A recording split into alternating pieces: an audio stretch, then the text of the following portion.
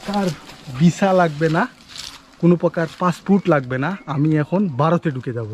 नमस्कार दोस्तों, अभी आपने पिछले कुछ समय में पिछले एक महीने में जम्मू कश्मीर में लगातार टेररिस्ट अटैक्स देखे। उसके बाद मध्य प्रदेश से एक इंडियन मुजाहिदीन का टेररिस्ट को अरेस्ट किया गया। उसके बाद बांग्लादेश से कई सारे लोग, बांग्लादेश के जो बॉर्डरिंग एरियाज़ थे जो कि अपने वेस्ट बंगाल में आते हैं, वहाँ से कई सारे जो टेररिज्म से जुड़े हुए लोग थे उनको अरेस्ट किया गया। ये पूरी घटना जो है 2023-2024 पूरे साल में घटनाएं चलती रहीं जहाँ पर टेररिज्म का काफ़ी थ्रेट इंडिया में देखा गया। हमारी मिनिस्ट्री ऑफ होम अफेयर्स, हमारी जितनी सिक्योरिटी फोर्सेस हैं, सिक्योरिटी एजेंसीज हैं, उनके डायरेक्टर्स, उनके जनरल्स, सब ने ये बात कही कि देखो ये पूरा जो प्रॉब्लम इंडिया में है टेररिज्म का, इसका जो बेसिक कारण है वो पहले जो टेररिज्म था 2008-9 अफजल गुरु वाला कांड आपने देखा था, उसके बाद आपने अहमदाबाद बॉम्बिंग देखी थी, उसके बाद आपने मुंबई में देखा था। तो ये सारे जो इश्यूज़ हुए थे, ये सारे जो टेररिज्म की घटनाएं हुई थी, इसमें जो है इंडिया के लोग शामिल थे जो कि बरगला करके, जिनको रेडिकलाइज करके टेररिस्ट आउटफिट्स को ज्वाइन करवाया गया था। लेकिन अभी जो टेररिज्म की घटनाएं चल रही हैं, ये सारी टेररिज्म की घटनाएं जो है, इसमें कहीं ना कहीं इलीगल माइग्रेंट्स का बहुत बड़ा हाथ है। वो इलीगल माइग्रेंट्स जो भारत में किसी तरीके से बिना डॉक्यूमेंट्स वगैरह के घुस जाते हैं, उसके बाद कई सालों तक यहाँ पर रहते हैं, यहाँ की सारी छानबीन करते हैं, सारे हॉटस्पॉट्स पता करते हैं और उसके बाद ऐसी घटनाओं को अंजाम दे देते हैं। ये कई बार लोन वोल्फ अटैक भी करते हैं, कई बार स्लीपर सेल्स की तरह भी काम करते हैं। बड़ी बड़ी टेररिस्ट आउटफिट्स के लिए ये लोग काम करते हैं, उनसे जुड़े रहते हैं। तो इलीगल माइग्रेशन एक बेसिक कारण है जिसकी वजह से कई सारी प्रॉब्लम्स होती हैं, जिनमें से एक प्रॉब्लम टेररिज्म है, एक प्रॉब्लम डेमोग्राफिक चेंजेस है। तो उसकी वजह से ये लीगल माइग्रेशन अगर आप रोकोगे तो आप इन सारी प्रॉब्लम्स को सही कर पाओगे। ये बात सबको पता है, पूरे देश के बच्चे को पता है। लेकिन उसके बाद क्या होता है, उसके बाद एक वीडियो वायरल होता है, जो अभी आप थोड़ी देर पहले अपनी स्क्रीन पर वीडियो देख रहे थे। ये वीडियो एक यूट्यूबर की है, एक बांग्लादेशी यूट्यूबर की है। और उस बांग्लादेशी यूट्यूबर की अगर आपने शक्ल तो देख ही ली होगी उस वीडियो में। उस बांग्लादेशी यूट्यूबर के चैनल का नाम है DH ट्रैवलिंग इन्फो, और इस चैनल पर बाकायदे उस बांग्लादेशी यूट्यूबर ने एक वीडियो बनाया और उस वीडियो में वो खुले आम बता रहा है कि किस तरीके से आप बिना डॉक्यूमेंट्स के, आप बिना वीज़ा के, आप बिना पासपोर्ट के इंडिया में एंटर कर सकते हो, इंडिया के मेघालय स्टेट में एंटर कर सकते हो। और ये बात उसने वीडियो पर बना करके पब्लिकली इस वीडियो को यूट्यूब पर डाल भी दिया। लोग उसमें कमेंट भी कर रहे थे।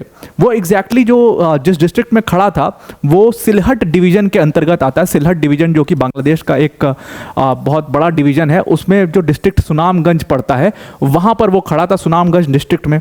अब सिलहट जो है, सिलहट डिवीजन में सिलहट नॉर्थ, सिलहट साउथ, उसके अलावा नीचे हबीबगंज और ऊपर जो है सुनामगंज जैसे डिस्ट्रिक्ट्स आते हैं। अभी मैप से अब मैं आपको एक एक चीज़ समझा दूंगा।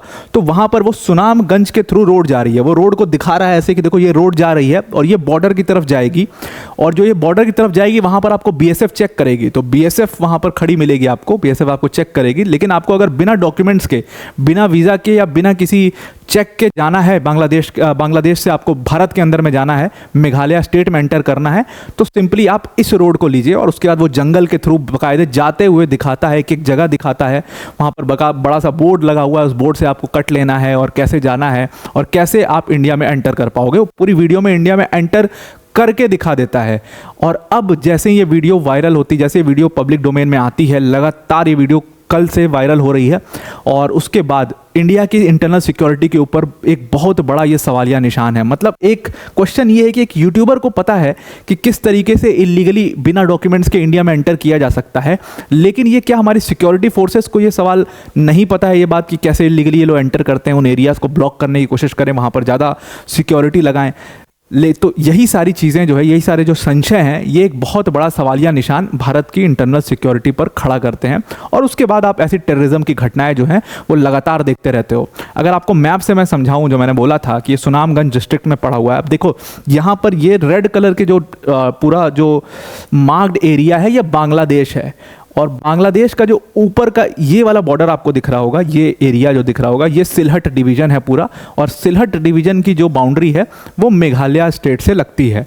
यहीं पर मेघालय स्टेट में अगर मैं आपको और जूम करके दिखाऊं तो देखो ये जो रेड वाला शेडेड पोर्शन है ये सिलहट डिवीज़न है। सिलहट डिवीज़न के अंतर्गत सिलहट नॉर्थ जिला, सिलहट साउथ जिला, मौलवी नगर, मौलवी बाज़ार, हबीबगंज और सुनामगंज आते हैं। तो ये सिलहट डिवीज़न के अंदर में सुनामगंज जो एरिया है, यहीं पर ये यूट्यूबर जो है यहाँ से भारत की तरफ, ये मेघालय में, ये पूरा मेघालय है ऊपर, तो ये मेघालय में कैसे एंटर करना है सुनामगंज से, वो बाकायदे इस वीडियो के तहत 21 मिनट की वीडियो है, उसमें पूरा समझा करके इसने दिखाया। लास्ट में इसने बोला कि ऐसा मत जाइएगा, लेकिन इसने पूरा मतलब रास्ता तो डोंकी रूट तो बता ही दिया कि कैसे बांग्लादेश से इंडिया में एंटर करना है, और वहीं से बड़ी तादाद में माइग्रेशन होते हैं। ये भी बोल रहा है वो अपने वीडियो में कि यहाँ से इसी एरिया से इसी रास्ते से सुनामगंज से मेघालय के तरफ में बहुत बड़ी मात्रा में माइग्रेशन होता है, हर साल होता है।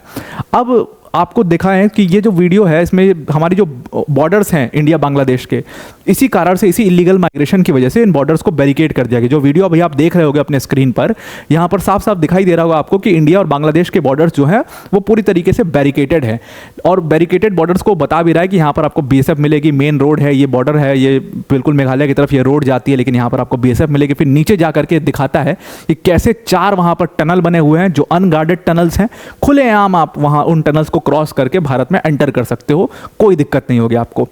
अब आपने ये वीडियो तो देख ही लिया होगा किस तरीके से टनल से आप जा सकते हो। अब यहाँ पर ना ये इलीगल माइग्रेशन का इशू है वो समझना बहुत ज़रूरी है, और इसीलिए देखो NRC की बहुत ज़्यादा ज़रूरत थी वेस्ट बंगाल में, नेशनल रजिस्टर ऑफ सिटीजन्स की बहुत ज़रूरत थी। अब आप समझिएगा कि इलीगल माइग्रेशन से असम के CM ने कहा कि इलीगल माइग्रेशन धुबरी डिस्ट्रिक्ट्स को देख, धुबरी पूरा एरिया देख लो कितना भयंकर वहाँ पर डेमोग्राफिक चेंज हुआ है।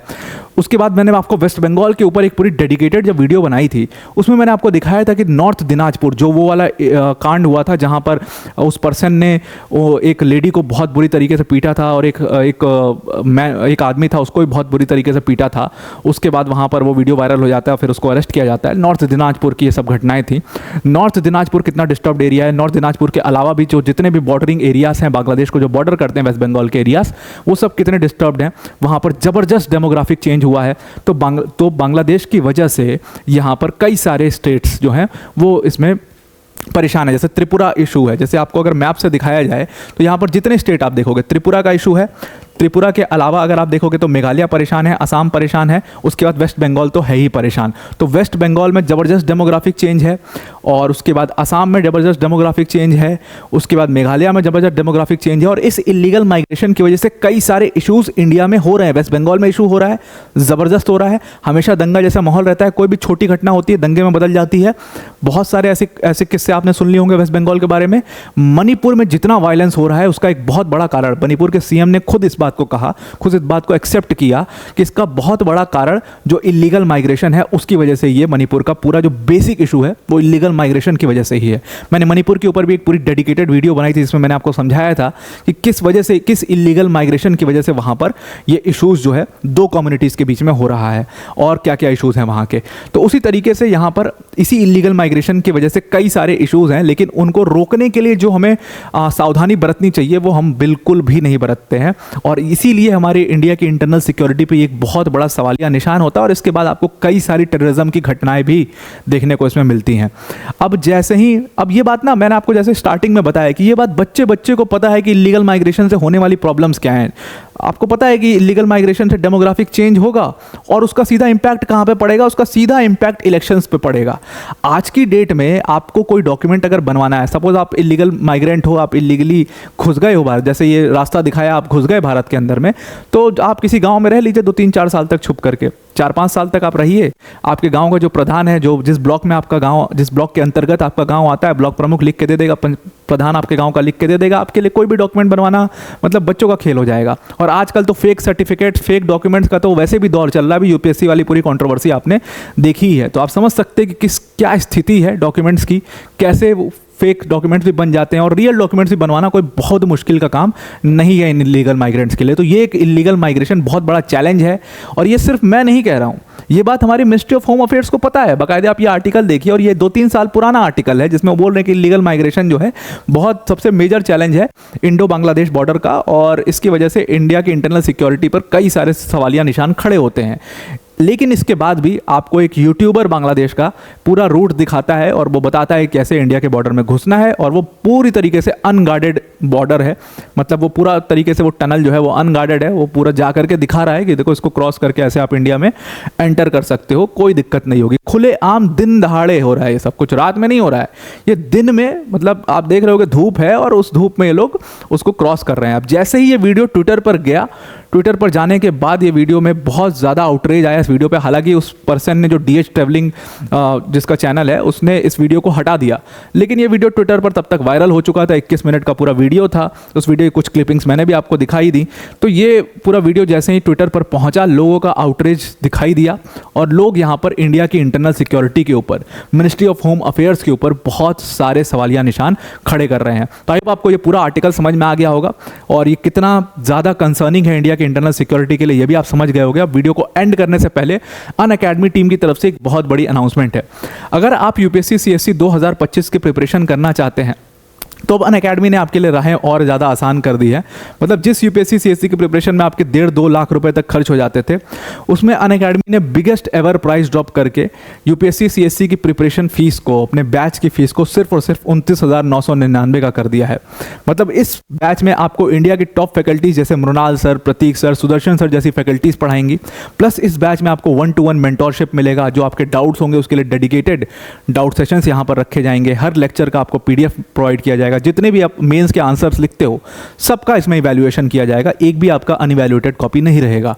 मतलब आपका GS, CSAT, टेस्ट सीरीज सब कुछ यहाँ पर कवर किया जाएगा। सिंपली आपको 29,999 में ये कोर्स अवेल करना है। डिस्क्रिप्शन में इस कोर्स की लिंक दी हुई है, अगर आप अवेल करना चाहते हो तो वहाँ पर लिंक पर क्लिक करिएगा और जहाँ पर यूज़ कोड का ऑप्शन आएगा वहाँ पर आप APYT10 यूज़ करिएगा तो आप इस कोर्स को अवेल कर पाओगे। तो आई होप आपको ये पूरा आर्टिकल समझ में आ गया होगा और ये भारत की इंटरनल सिक्योरिटी के ऊपर कितना बड़ा सवालिया निशान है, ये बात आपके समझ में बहुत अच्छे से आ गई होगी। तो आज के लिए इतना ही। Thank you and have a nice day.